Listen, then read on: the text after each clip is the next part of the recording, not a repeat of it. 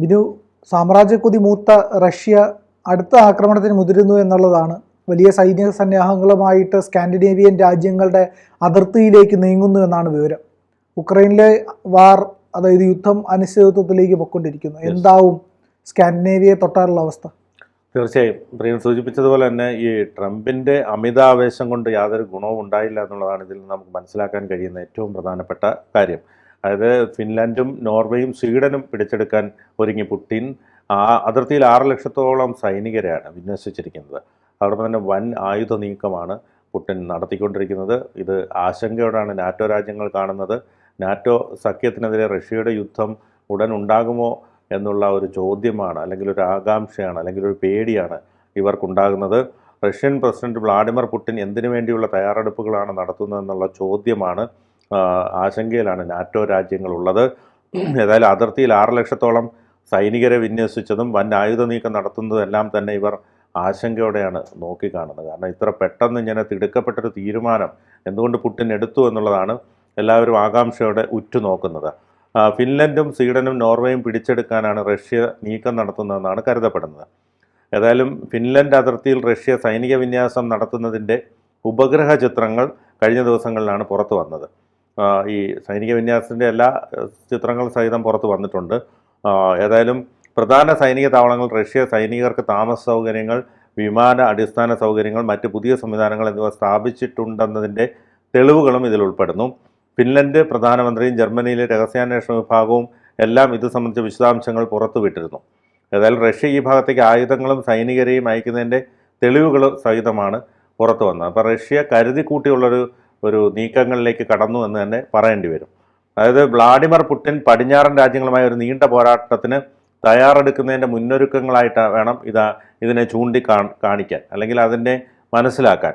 ഏതായാലും കഴിഞ്ഞ ഡിസംബറിൽ ഫിൻലൻഡിലെ വാർത്താ ഏജൻസിയായ ഇൽറ്റാലെഹ്തിയിൽ ഫിൻലൻഡ്, നോർവേ, സ്വീഡൻ, ബാൾട്ടിക് രാജ്യങ്ങൾ എന്നിവർക്കെതിരെ റഷ്യ യുദ്ധത്തിന് ഒരുങ്ങുകയാണ് എന്നുള്ള റിപ്പോർട്ട് പുറത്തു വന്നിരുന്നു. പടിഞ്ഞാറൻ അതിർത്തിയിൽ റഷ്യ വൻതോതിലുള്ള സൈനിക നീക്കം നടത്തുന്നതായിട്ടാണ് റിപ്പോർട്ടുകൾ വന്നത്. കിഴക്കൻ മേഖലയിൽ ആദ്യഘട്ട ആക്രമണം നടത്തുന്നതിൻ്റെ സാധ്യതകൾ റഷ്യ പരിശോധിച്ചതായും പറയപ്പെടുന്നു.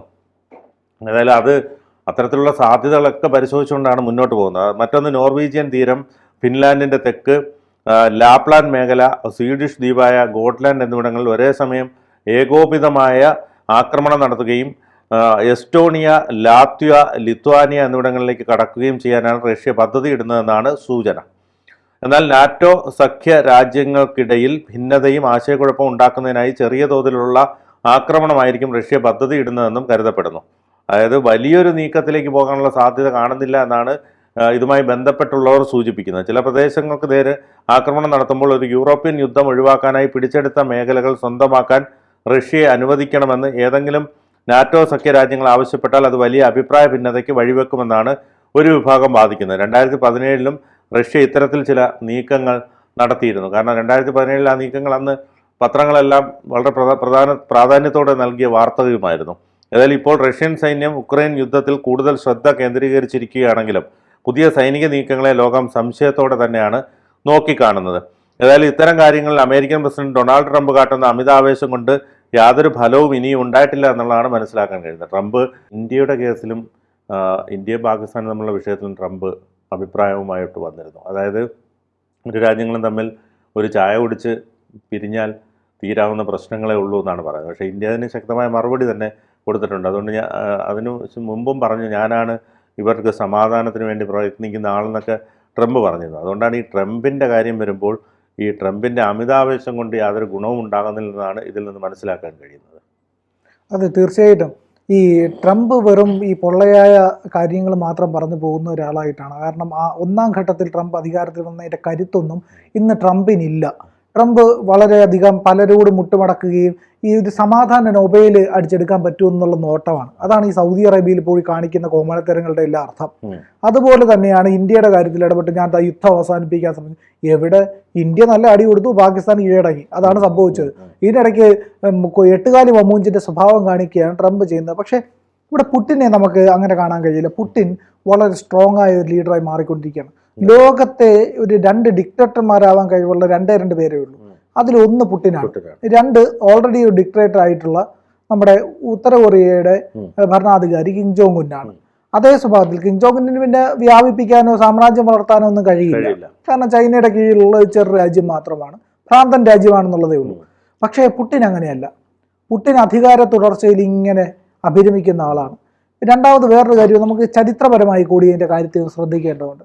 അതായത് ആദ്യം രണ്ടാം ലോക മഹായുദ്ധം തുടങ്ങുന്നതിന് മുമ്പ് 1939 ജർമ്മനി ചെയ്ത ഒരു പരിപാടിയുണ്ട്. അതായത് ജർമ്മൻകാർക്ക് ആര്യൻസിന് ജീവിക്കാനായിട്ട് കൂടുതൽ സ്ഥലം വേണം, അതുകൊണ്ട് ഞങ്ങൾ രാഷ്ട്രം വലുതാക്കുന്നു എന്ന് പറഞ്ഞിട്ടാണ് ആദ്യം ചെക്ക് റിപ്പബ്ലിക്കിനെയും ഈ പറയുന്ന ആരെയൊക്കെ ഓസ്ട്രിയയൊക്കെ ആക്രമിക്കുന്നത്. അപ്പോഴൊന്നും യൂറോപ്പിൽ വലിയ പ്രശ്നങ്ങളിലേക്കൊന്നും പോയില്ല, ചെറിയ രീതിയിലൊന്നും UK ഒക്കെ മിണ്ടാതിരുന്നു. പക്ഷെ പോളണ്ടിൽ കയറി തൊട്ടു. പോളണ്ടിൽ കയറിയപ്പോഴത്തേക്കുമാണ് ആക്രമണം നടത്തിയത്. പോളണ്ടിനെ ആക്രമിച്ചപ്പോഴത്തേക്കും അത് വലിയ പ്രശ്നമായി. അതായത് വേറൊരു കഥയും കൂടെ. പക്ഷെ പോളണ്ട് അത് അധികാരവുമായിട്ട് ബന്ധപ്പെട്ടപ്പോൾ പോളണ്ട് പുറത്താക്കിയ അധികാരിയെ തിരിച്ചു കൊണ്ടുവയ്ക്കുകയാണ്. അപ്പോൾ അങ്ങനെയൊക്കെ കുറെ സംഭവങ്ങൾ പോളണ്ടിൽ ഉണ്ടായിട്ടുണ്ട്. അതൊക്കെ മറ്റു കാര്യങ്ങളാണ്. പക്ഷെ ഈ പറയുന്ന പോലെ പോളണ്ടിനെ പറ്റി രക്ഷണം വിട്ടരുത് എന്ന് പറഞ്ഞാൽ പോളണ്ടിൽ കയറിയതോടുകൂടി യൂറോപ്പ് അങ്ങ് ഇളകി. UK കയറി ജർമ്മനി അടിക്കുകയാണ്. അവിടെയാണ് യുദ്ധത്തിന്റെ തുടക്കം വരുന്നത്. പോളണ്ടിനെ തൊട്ടതോടുകൂടി പ്രശ്നം. അപ്പോൾ ബാൾക്കൻ പെനിൻസുലയിൽ ആ കാലഘട്ടത്തിൽ ഉണ്ടായ പ്രശ്നങ്ങൾ ഇന്ന് ഈസ്റ്റേൺ യൂറോപ്പിൽ ഉണ്ടായിക്കൊണ്ടിരിക്കുകയാണ്. നമ്മൾ പറഞ്ഞിരുന്നു ഒരു 8 കൊല്ലം മുമ്പ് നമ്മൾ പറഞ്ഞു, അതായത് ബാൾക്കൻ പെനിൻസുലയിൽ അന്നുണ്ടായ പ്രശ്നം, അതായത് 20-ാം നൂറ്റാണ്ടിന്റെ മധ്യത്തിൽ ബാൾക്കൻ പെനിൻസുലയിൽ ഉണ്ടായ പ്രശ്നം ഈ ഒരു 8 കൊല്ലം മുമ്പ് നമ്മൾ പറഞ്ഞു മധ്യ ഏഷ്യയിൽ ഉണ്ടായിക്കൊണ്ടിരിക്കുകയാണ്, മുല്ലപ്പൂ വിപ്ലവത്തിന്റെ ഭാഗമായിട്ട്. പക്ഷെ അതൊക്കെ കെട്ടടങ്ങിപ്പോയി. അവിടെ ഒരു വലിയ യുദ്ധത്തിലേക്ക്, ഒരു ഏകീകൃതമായിട്ടുള്ള പല രാജ്യങ്ങൾ ചേർന്നുകൊണ്ടുള്ള ഒരു യുദ്ധത്തിലേക്കൊന്നും കാര്യങ്ങൾ പോയില്ല. പക്ഷേ ഇന്ന് വീണ്ടും യൂറോപ്പ് കലുഷിതമാണ്. ഒരു 1/4 നൂറ്റാണ്ട് യൂറോപ്പ് സമാധാനത്തിന്റെ പാതയിൽ, ഈ ശീതയുദ്ധം നടന്നുവെങ്കിലും ഒരു സമാധാനത്തിന്റെ പാതയിൽ കഴിഞ്ഞ ഒരു 35 വർഷത്തിലെ മേലെയായിട്ട് പൂർണ്ണമായും യൂറോപ്പ് സ്വസ്ഥവും സമാധാനമായിട്ട് പൊയ്ക്കൊണ്ടിരിക്കുകയാണ്. അവിടെയാണ് ഒന്നാം ഘട്ടം ക്രിമിയ പിടിച്ചെടുത്തുകൊണ്ട് ഈ പുടിൻ ഈ പറയുന്ന പരിപാടി കാണിച്ചു തുടങ്ങിയത്.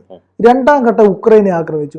ഇനി സ്കാൻഡിനേവിയൻ രാജ്യങ്ങളിലേക്കോ യൂറോപ്പിന്റെ മറ്റ് ഭാഗങ്ങളിലേക്കോ കയറുമെങ്കിൽ വലിയ രീതിയിലുള്ള തിരിച്ചടിയുണ്ടോ. ഫ്രാൻസ്, ഇപ്പൊ അമേരിക്ക സംയമനം പാലിച്ചാലും ഫ്രാൻസ് സംയമനം പാലിക്കണമെന്നില്ല. ഫ്രാൻസ് UK വെറുതെ ഇരിക്കില്ല. ഇത് വലിയ രീതിയിലുള്ള പ്രശ്നങ്ങളിലേക്ക് പോകും.